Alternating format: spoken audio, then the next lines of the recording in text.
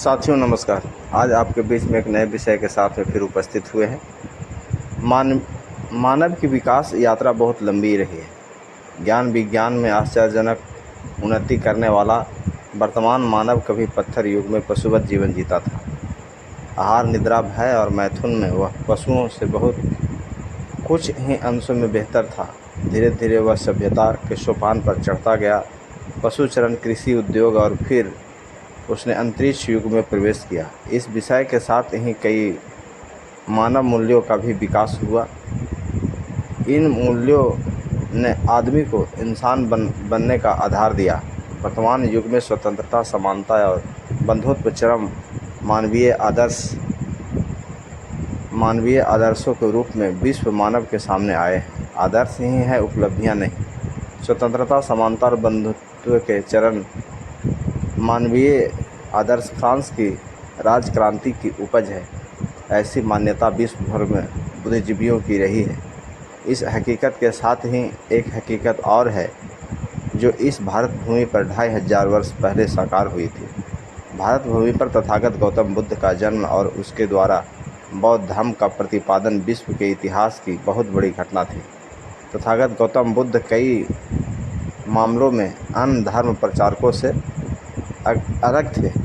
उन्होंने अन्य धर्म प्रचारकों की तरह यह नहीं कहा कि उनका धर्म अन्य धर्मों से श्रेष्ठ है, इसलिए सबको उसका अनुसरण करना चाहिए। इसके विपरीत उन्होंने कहा कि इसलिए मत मानो कि मैं कह रहा हूँ, मैं जो कुछ भी कह रहा हूँ उसे तर्क और विवेक की कसौटी पर कसो और मेरा कथन कसौटी पर खरा उतरे तो मानो। इस प्रकार तथागत ने मानव को बांधा नहीं, मुक्त किया।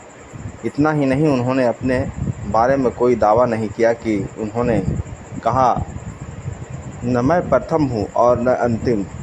मेरे पहले भी कई बुद्ध हुए और मेरे बाद में भी कई बुद्ध होंगे। अन्य धर्मों में आत्मा, परमात्मा, परलोक, कर्मकांड, पूजा पाठ आदि को महत्व दिया गया है। मानवता को गौण स्थान दिया गया है। इस कारण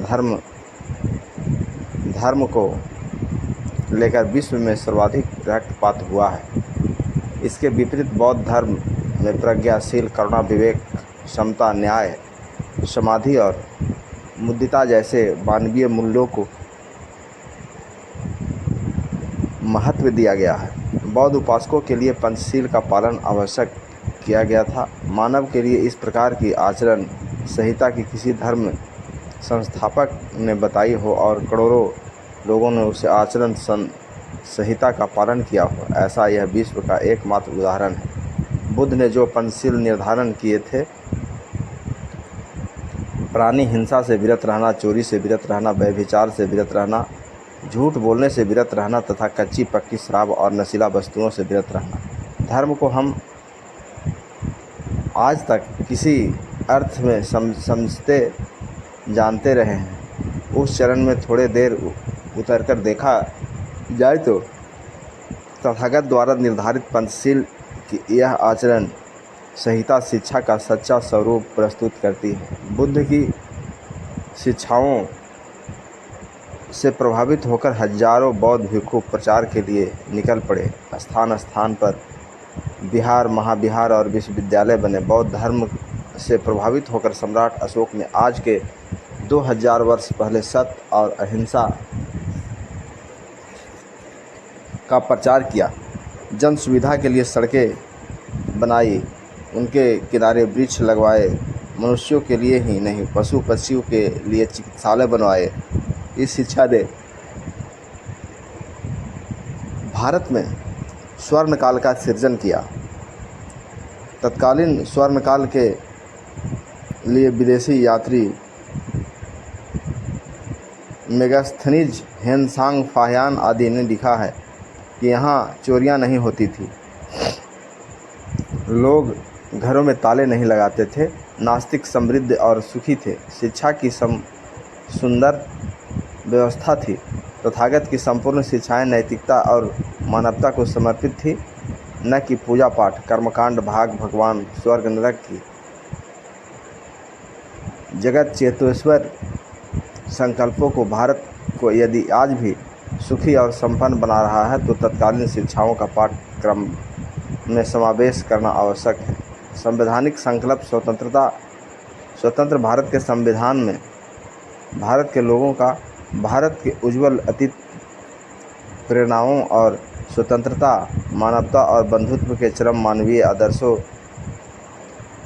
से अनुप्राणित होकर प्रस्तावना में यह संकल्प लिया गया, हम भारत के लोग, हम भारत को संपूर्ण प्रभुत्व संपन्न समाजवादी पंथ निरपेक्ष लोकतांत्रिक गणराज्य बनाने के लिए तथा उनके समस्त नागरिकों को सामाजिक, आर्थिक और राजनीतिक न्याय, विचार, अभिव्यक्ति, विश्वास, धर्म और उपासना की स्वतंत्रता, प्रतिष्ठा और अवसर की समानता प्राप्त करने के लिए तथा उन सब में व्यक्ति की गरिमा और राष्ट्र की एकता और अखंडता सुनिश्चित करने वाली बंधुता बढ़ाने के लिए दृढ़ संकल्प होकर संविधान सभा में आज 26 नवंबर 1949 को एतद द्वारा इस संविधान को अंगीकृत, अधिनियमित और आत्मनिर्मित करते हैं। भारत के संविधान में भारत के समस्त नागरिकों को सामाजिक, आर्थिक और राजनीतिक न्याय, विचार, अभिव्यक्ति, विश्वास, धर्म और उपासना की स्वतंत्रता, प्रतिष्ठा और अवसर की समानता प्राप्त कराने के लिए तथा उन सब में व्यक्ति की गरिमा और राष्ट्र की एकता और अखंडता सुनिश्चित करने वाली बंधुता बढ़ाने के लिए दृढ़ संकल्प होकर व्यक्त किया गया है।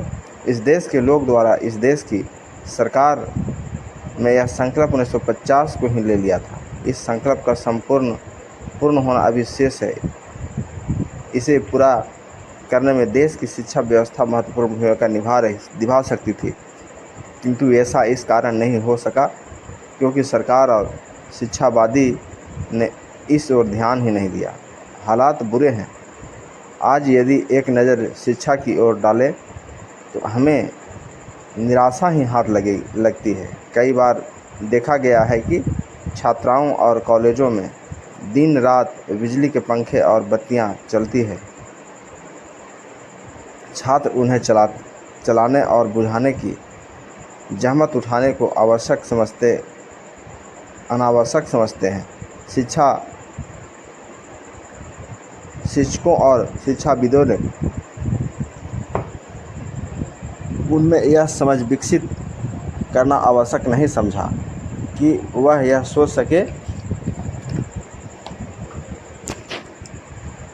सके। इस प्रकार बत्तियां और पंखे अनावश्यक चलते रहते हैं तो यह देश की बिजली का अनावश्यक अपव्यय होगा।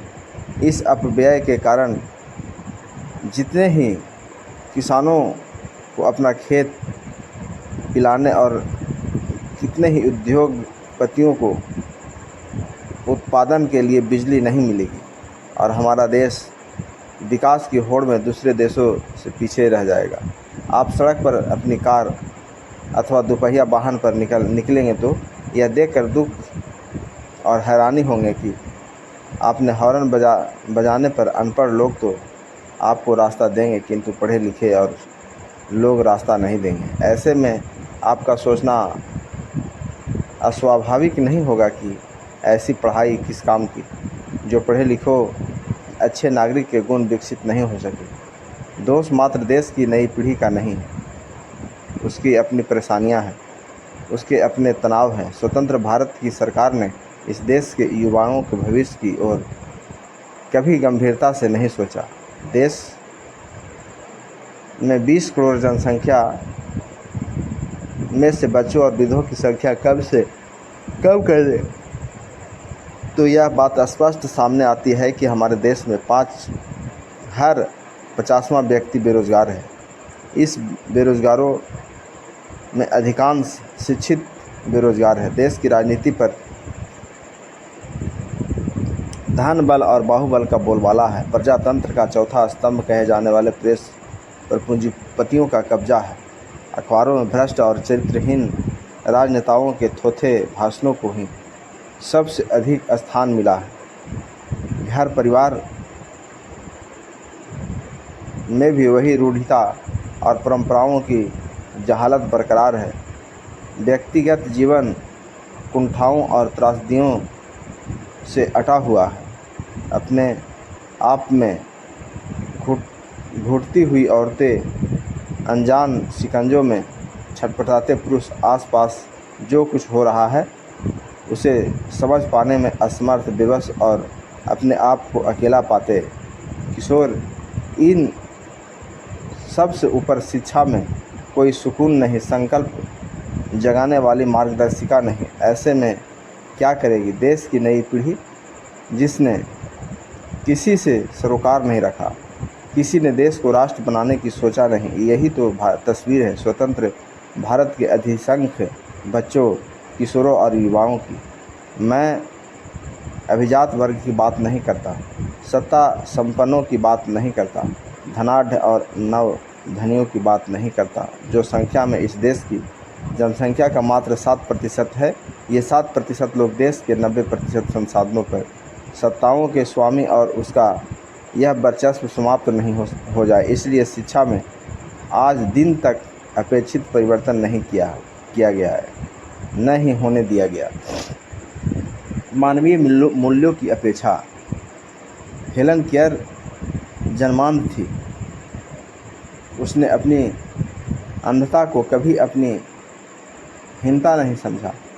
अपने जीवन में उसने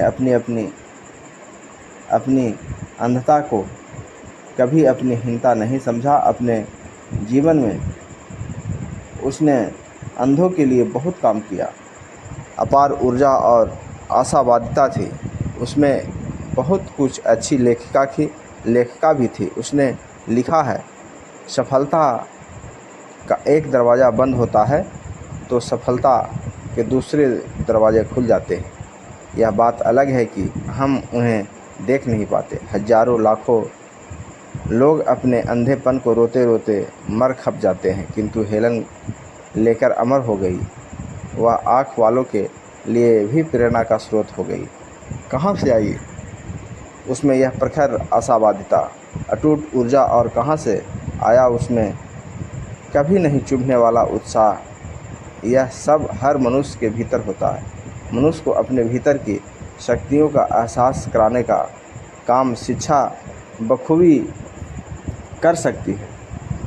मनुष्य को सर्वांग सुंदर सबल शरीर मिला है। यह शरीर अनमोल है। प्रकृति ने मनुष्य को लंबी उम्र दी है। इसमें विज्ञान की ऊंची छलांगें लगाने वाली मस्तिष्क दिया है। इसके बाद भी स्वयं को दीनहीन इसलिए पाता है क्योंकि मानवीय गुणों से उसका परिचय नहीं हो पाया। सही शिक्षा के सोपान मिलने तो मानवीय मूल्यों की महत्ता से परिचित होने में देर नहीं लगेगी, किंतु साजिशखोरों ने हाथ में सूत्र रहे तो ऐसा हो कैसे। स्वाभिमान का पाठ न स्कूल की पाठशाला में पढ़ाने को मिलता है, न रूढ़ियों और विषमताओं के से जर्जर समाज में, न दरिद्रीय से घिरी राजनीतिक में। समय के मूल्य से हमारे देश की पीढ़ियां अपरिचित है। श्रम के महत्व को हम नहीं जानते, इसी कारण हमारा कोई मोल नहीं है, कोई मान नहीं है। अंग्रेजी की उक्तियां हैं, time is money, work is worship. समय धन है, कर्म ही पूजा है। कुछ सीखे न सीखे कोई व्यक्ति इन दो शिक्षाओं को ही सीख ले, जीवन में उतार ले तो उसे किसी बात की कमी नहीं रहे। हम धन के पीछे भाग रहे हैं, पर जो समय रूपी धन हमें अनायास मिला है उसका महत्व हम नहीं जानते। हम पूजा तो बहुत करते हैं, कर्म नहीं करते। पूजा हमें परावलंबी बनाती है, किंतु कर्म हमें स्वावलंबी बनाता है। इस पूजा परंपरा ने सारे देश को निकम्मा बना कर रख दिया है। समय अपनी हो या देश की, हम उसे दूर करने के लिए पूजा करते हैं, कर्म नहीं। पूजा चाहे अनदेखे अनजाने ईश्वर की ही हो, महापुरुष की, यह हम करते हैं। समस्या का समाधान तो वे ही करेंगे। हम तो पूजा कर सकते हैं, या फिर अवतारों का इंतज़ार हम करें भी क्या। हमारे चारों ओर धर्म ग्रंथों की बाढ़ बनाकर हमें पशुवत उसमें कैद रखा जाता है। हमारे पूर्वज भी इनकी कलाओं में कैद रहे और हमने इनकी बाड़बंदगी को नहीं तोड़ा तो हम भी उसमें बंद हो रह जाएंगे। कड़ाओं को तोड़ना होगा। विद्या के लिए हमारे देश में कहा है, सा विद्या सा विमुक्ति। विद्या वह है जो हमें विमुक्त करे। ग्रंथों की बड़बंदगी में कैद करना शिक्षा का उद्देश्य नहीं हो सकता। ग्रंथ तो ग्रंथी का काम करते हैं, बांधते नहीं, मुक्ति नहीं करते। शिक्षा को ग्रंथों से मुक्त करना होगा। शिक्षा में मानवीय गुणों का समावेश करना होगा। भारत के ऐतिहासिक स्वर्ण